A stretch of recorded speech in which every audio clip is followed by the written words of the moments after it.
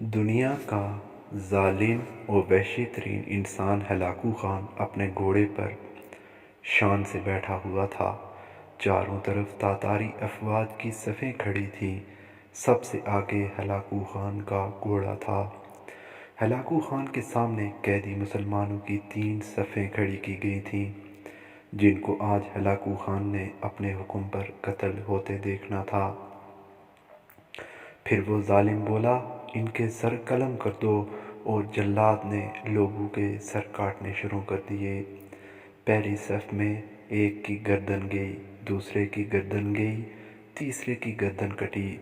پہلی صف میں ایک بے قصور بوڑھا غریب قیدی جو کہ اپنے گھر کا واحد کفیل تھا وہ بھی کھڑا تھا۔ وہ موت کے ڈر کی وجہ سے دوسری صف میں چلا گیا۔ پہلی صف کا مکمل خاتمہ ہو گیا۔ ہلاکو خان کی نظروں نے اس بوڑھے کو دیکھ لیا۔ وہ موت کے خوف سے اپنی پہلی صف چھوڑ کر دوسری صف میں چلا گیا تھا۔ ہلاکو خان گھوڑے پر بیٹھا ہوا، ہاتھوں میں طاقتور تلوار لیے اس کھیل کو دیکھ رہا تھا اور مسلمانوں کے قتل کا منظر دیکھ کر اس کھیل سے خود کو خوش کر رہا تھا۔ جلادوں نے دوسری صف پر تلوار کے وار شروع کیے۔ گردنیں آن کی آن گرنے لگیں۔ جلاد تلوار چلا رہے تھے اور خون کے فوارے اچھل اچھل کر زمین پر گر رہے تھے۔ اس بوڑھے بابا نے جب دیکھا کہ دوسری صف کے لوگوں کی گردنیں تو کٹ گئی ہیں، اب بہت جلد اس کی باری آنے والی ہے، تو وہ بھاگ کر تیسری صف میں کھڑا ہو گیا۔ ہلاکو خان کی نظریں بوڑھے پر جمی ہوئی تھیں کہ اب تو تیسری صف آخری ہے، اس کے بعد یہ کہاں چھپے گا؟ اس بیوقوف بڈھے کو میری تلوار سے کون بچا سکتا ہے؟ میں نے لاکھوں انسان مار دیے تو یہ کب تک بچے گا؟ تیسری صف پر جلادوں کی تلوار بجلی بن کر گر رہی تھی۔ ہلاکو خان کی نظریں مسلسل اس بوڑھے پر تھیں کہ کیسے وہ بے چین ہو کر موت کی وجہ سے بے قرار ہے۔ تیسری صف کے انسانوں کی گردنیں گر رہی تھیں۔ جلاد بجلی کی سی تیزی سے اس بوڑھے بابا کو پاس پہنچا تو ہلاکو خان کی آواز گونجی، رک جاؤ، اس کو ابھی کچھ نہ کہو۔ بڈھے پہلی صف میں تو کھڑا تھا، پھر دوسری صف میں چلا گیا، پھر تیسری میں بھاگ گیا۔ جب وہ ختم ہوئی تو تیسری صف میں سے کہاں جائے گا؟ بڈھے اب بتا، تجھے مجھ سے کون بچائے گا؟ اس بوڑھے نے آسمان کی طرف دیکھا اور کہا، میں نے پہلی صف کو اس لیے چھوڑا کہ شاید میں دوسری میں بچ جاؤں، لیکن موت وہاں بھی آ پہنچی۔ پھر دوسری سے تیسری میں چلا گیا، وہاں بھی موت کو دیکھا۔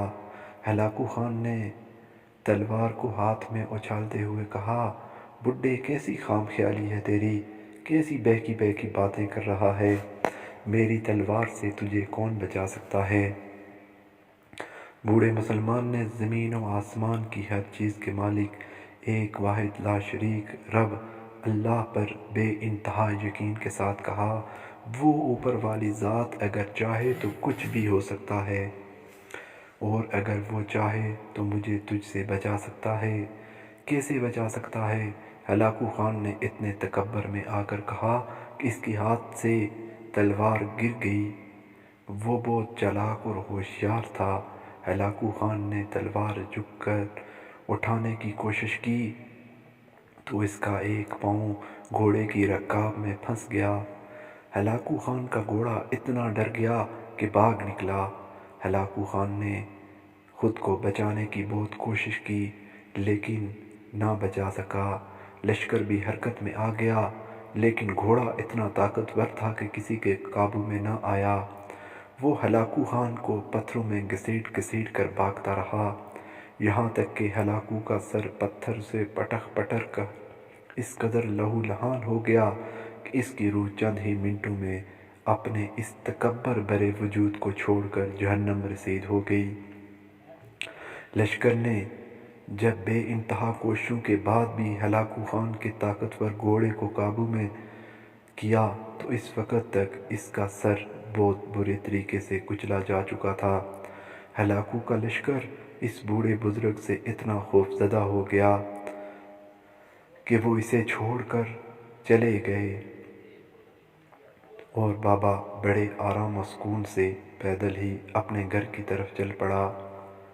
سبق: مظلوم کی آہ سے ڈرو، کیونکہ جب وہ اللہ سے رجوع کرتا ہے تو قبولیت بہت دور سے اس کا استقبال کرنے آتی ہے۔